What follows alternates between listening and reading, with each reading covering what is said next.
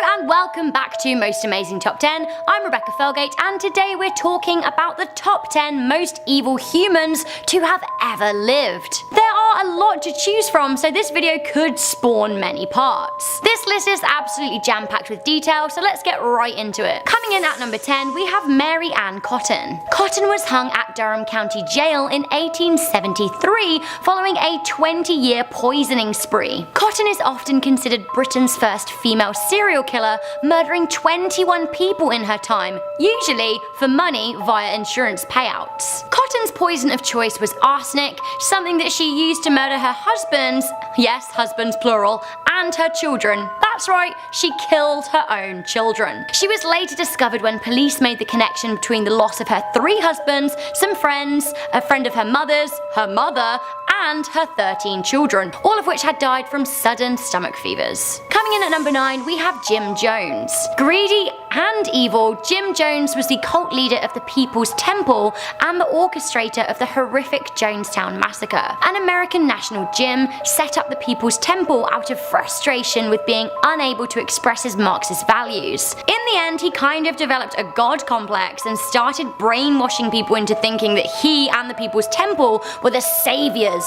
He relocated the cult to Guyana and then named their newly acquired land Jonestown after himself. Jim manipulated the press and some respected politicians until they started to disassociate themselves from him. The American authorities became very suspicious of goings on in Jonestown after reports of violations of human rights from defectors. America sent reporters and a congressman in to investigate the cult, and Jim ordered his army to murder them. Later, realizing his time was up, he brainwashed 909 people into committing mass suicide, 300 of which were children. They all famously drank grape Flavor Aid laced with cyanide. Coming in at number 8, we have Ian Brady and Myra Hindley. Ian Brady and Myra Hindley are evil for so many reasons, not least the fact that they are disgusting child killers, and they conducted their crimes in the 60s. The pair lived in Greater Manchester and spurred one another on to kill. Their first victim was a friend of Hindley's sister. She was called Pauline Reed,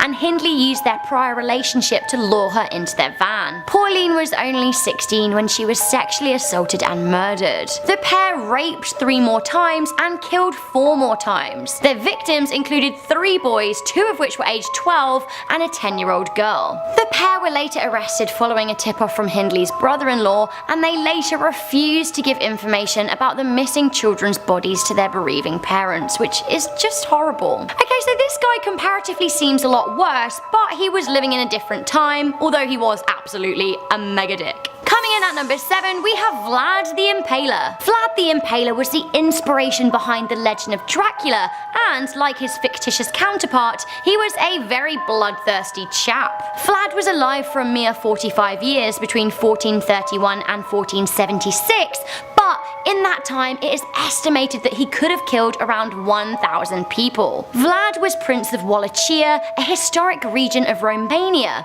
and to cut a really long story short, he killed everybody that stood in his way of power or threatened his position. He plundered villages and killed armies. How did he kill them? Well, he's not called Vlad the Impaler by accident. He really liked to impale his victims and then proudly display their corpses. He also impaled animals and nailed turbans to the heads of Turkish messengers. He was known to be cruel and wicked within his lifetime, with news of his evil soul becoming a popular story in German courts. Speaking of Germany, next up at number 6, we have Joseph Goebbels. Some say this top-ranking Nazi in charge of propaganda was actually way worse than Hitler himself. Deranged, jealous, and erratic, Goebbels was a vicious Jew-hating killer who was a key player in defining the Aryan race and pointing hatred towards Jews. He was also fairly key in the establishment of concentration camps, including Auschwitz. This picture of Joseph Goebbels always haunts me. This is the moment that he found out the photographer was a Jew. At the end of the war, he and his wife murdered their 6 children before committing suicide. Coming in at number 5, we have Ted Bundy. Ted Bundy is one of the most prolific and infamous serial killers of all time. The American, who murdered somewhere between 30 and 100 women, was killed via the electric chair in 1989. Bundy raped most of his victims and kept souvenirs, including body parts and Polaroids of their bodies. When caught, Bundy gave a series of chilling interviews where he he described himself as cold-hearted. He also revealed that he would decapitate some of his victims and then have sex with their corpses. Sometimes he would revisit his murder site and would again perform sexual acts on decomposing bodies. Bundy famously said, "We serial killers are your sons, we are your husbands, we are everywhere, and there will be more of your children dead tomorrow." Oh, this guy, gross. He seemed to take a sick pride in being a killer. Coming in at number 4, we have Delphine LaLaurie. Considered one of the most evil women in the world, let alone New Orleans, this absolute historic she-devil even got her own character on American Horror Story. Delphine grew up as a young, rich beauty in a wealthy white Creole family in New Orleans. After 3 marriages, she brought her own home and installed a slave's quarter in the top floor. Beneath the shiny veneer of her lavishly furnished home, Delphine had a sick secret. The slaves' quarters were actually a secret torture and murder room. She woefully mistreated her staff, but the extent of the horror wasn't known until a fire broke out in her home. The fire marshal searched the top floor only to find a dozen people chained up with others in cages. Body parts and severed heads sat in buckets and organs were strewn across the floor. Delphine never faced justice as she fled to Paris. A recent evil up next at number 3, we have Harold Shipman. Harold Shipman was a British doctor who broke the Hippocratic Oath and abused his power to carry out 218 or more sick murders. Shipman killed people by administering them with a lethal dose of diamorphine, and then he used his position as a doctor to sign their death certificates and also to doctor their medical records to suggest that they were in bad health. 80% of his victims were women, usually over the age of 50. However, Shipman has been linked to the death of a 4-year-old boy. His last victim was pensioner Kathleen Grundy, for whom he had forged a will, leaving himself in excess of £300,000. Eventually he was discovered and sent to prison in 2000, and in 2004 he hung himself on his 58th birthday, reportedly waiting this long specifically so his wife would get his £100,000 pension. Sick. Coming into number 2, it doesn't get much sicker than ISIS. Evil has threaded itself throughout history, and currently one of the most evil selections of people alive reside in a terror cell called ISIS. These deranged killers are pretty much hell-bent on destroying the West and pretend to support Islam in their quest for dominance over the East. ISIS was founded by Abu Musab al-Zarqawi, and the group murder and destroy in the most chaotic way. ISIS were behind the Bataclan massacre, the Tunisia Beach massacre, attacks in Turkey, Syria, Egypt, Yemen, Berlin, and many more. Not only do they carry out sick murders on innocent people, which they often film and put on the internet, they also indoctrinate young Muslims, radicalizing them and encouraging them to leave their homes and join them in Syria, or whichever underground rat hole they're living in. Finally, at number 1, we have a man who is responsible for the deaths of 45 million people. We have Mao Zedong. Mao Zedong was the founding father of the People's Republic of China,